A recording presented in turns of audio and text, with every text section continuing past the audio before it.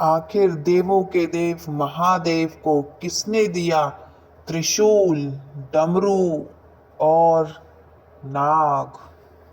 आप देख रहे हैं शिव की महिमा। तो चलिए अब करते हैं ज्ञान की बात। वीडियो में आगे बढ़ने के पहले हमारे चैनल को सब्सक्राइब अवश्य करिएगा। विश्व का कण कण शिव मैं हूँ, हर शक्ति का अवतार उठे, जल थल और अंबर से फिर बम बम बोले की जय जयकार उठे, हर हर महादेव। इसी बात पे कमेंट बॉक्स पे हर हर महादेव अवश्य लिखें। देवों के देव महादेव शिव से ब्रह्मांड की शुरुआत भी है और इस ब्रह्मांड का अंत भी है। लेकिन एक सवाल आपके मन में कभी ना कभी जरूर उठा होगा कि आखिर भगवान शिव जी को डमरू, त्रिशूल और नाग कैसे प्राप्त हुआ। तो चलिए इसी विषय पर आज हम विस्तार से चर्चा करते हैं और जानते हैं इनको ये सारी चीजें कैसे प्राप्त हुई। पौराणिक कथाओं में शिव पुराण के अनुसार एक कथा कही गई है कि धनुष और त्रिशूल के स्वयं निर्माण करता भगवान शिव जी ही हैं और सबसे पहले उन्होंने ही धनुष का आविष्कार किया था और सबसे पहले उसी का ही प्रयोग किया था। लेकिन फिर भगवान शिव जी के पास त्रिशूल कहाँ से आया?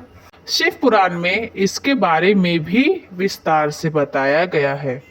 कहा जाता है कि सृष्टि के आरंभ में जब ब्रह्मांड से शिव जी प्रकट हुए थे तो उनके साथ 3 गुण जो कि रज, तम और सत भी प्रकट हुए थे। यही 3 गुण शिव जी के 3 शूल अर्थात त्रिशूल बने। इन तीनों गुणों के बगैर सृष्टि का सृजन और उनमें समझे बिठाना संभव ही नहीं था। तभी भगवान शिव जी ने इन तीनों गुणों को अपने हाथों में एक शूल में बांध कर रखा, जो कि तीनों शूल मिलकर त्रिशूल बने। अब ये जानते हैं कि आखिर कैसे शिव जी के हाथों में डमरू आया। भगवान शिव जी के हाथों में डमरू आने की कथा भी बड़ी ही रोचक है। माना जाता है कि सृष्टि के आरंभ में जब देवी सरस्वती प्रकट हुई तो उन्होंने अपनी वीणा से सृष्टि को ध्वनि दी, पर इस ध्वनि में कोई भी सुर या संगीत नहीं था।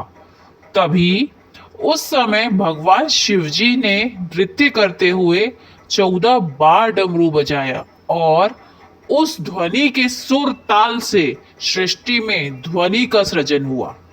कहा जाता है कि डमरू स्वयं भगवान ब्रह्मा का स्वरूप है, जो दूर से विस्तृत है, पर जैसे जैसे पास आते जाते हैं यह कम होता जाता है।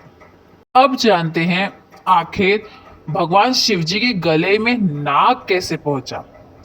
तो भगवान शिव जी के गले में जो नाग है उनका नाम वासुकी है और शिव स्तोत्र में कहा जाता है कि नागों के देवता स्वयं वासुकी जी ही हैं, जो कि पूरे नागलोक में शासन करते हैं।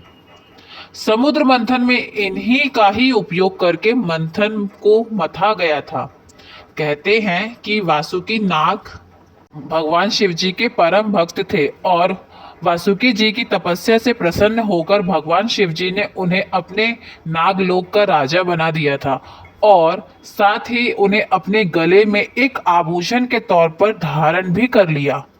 दोस्तों, इसी प्रकार से स्वयं महादेव को यानी भगवान शिव जी को डमरू, त्रिशूल और नाग प्राप्त हुए। दोस्तों, उम्मीद है आपको ये जानकारी अच्छी लगी। यदि वीडियो अच्छा लगा है तो हमारे चैनल शिव की महिमा को सब्सक्राइब करिएगा और कमेंट बॉक्स में हर हर महादेव ज़रूर लिखिएगा और इस वीडियो को ज़्यादा से ज़्यादा शेयर करिएगा। हर हर महादेव।